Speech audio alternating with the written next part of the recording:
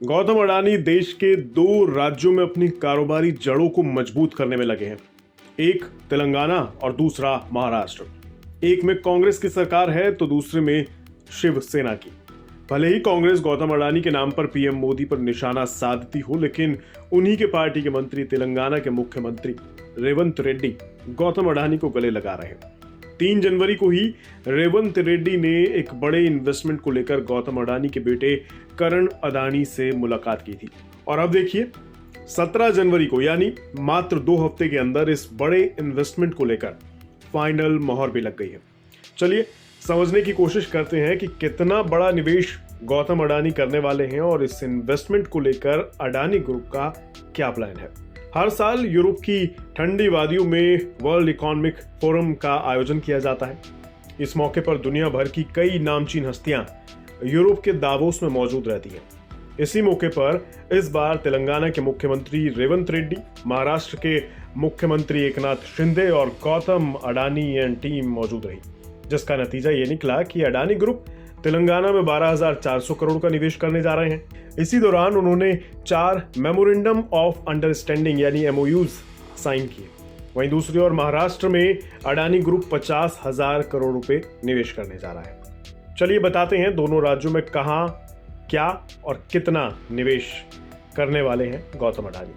सबसे पहले बात तेलंगाना की। तेलंगाना में होने वाला 12,400 करोड़ रुपए का निवेश राज्य में अलग अलग बिजनेस में होगा। जैसे 2,400 करोड़ रुपए में से अडानी ग्रीन एनर्जी 5,000 करोड़ रुपए का निवेश करेगी।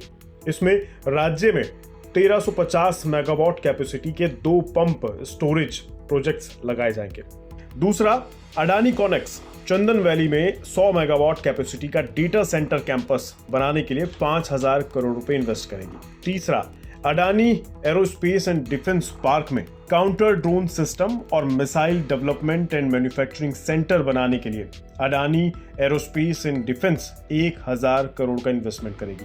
और चौथा, अंबुजा सीमेंट 6.0 MTPA यानी million tonne per annum capacity की सीमेंट ग्रेडियंट यूनिट लगाने के लिए 1,400 करोड़ रुपए खर्च करेगी। तो ये है पूरा हिसाब किताब 12,400 करोड़ रुपए का। ये जानकारी खुद अडानी ग्रुप के चेयरमैन गौतम अडानी ने दी है और कहा कि तेलंगाना की नई सरकार काफी इन्वेस्टर फ्रेंडली है।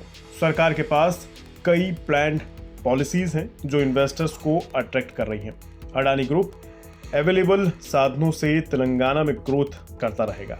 वहीं दूसरी ओर महाराष्ट्र में अगले 10 साल में 50,000 करोड़ रुपए निवेश करेगा अडानी ग्रुप, जिसको लेकर महाराष्ट्र के मुख्यमंत्री एकनाथ शिंदे और अडानी ग्रुप के चेयरमैन गौतम अडानी की उपस्थिति में इस MOU पर साइन किए गए। इस समझौते के तहत ग्रुप की प्रमुख कंपनी अडानी इंटरप्राइजेज और महाराष्ट्र सरकार ने 1 गीगावाट क्षमता का डेटा सेंटर तैयार करने के लिए समझौता किया है।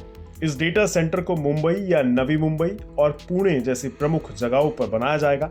यह रिन्यूएबल एनर्जी से ऑपरेट होगा, जो महाराष्ट्र में ग्रीन एनर्जी इंफ्रास्ट्रक्चर को बढ़ावा देगा। इस डेटा सेंटर के स्थापित होने से कम 20,000 लोगों को रोजगार मिलेगा। वैसे भी गौतम अडानी लंबे समय से रिन्यूएबल एनर्जी पर जोर देते रहे हैं।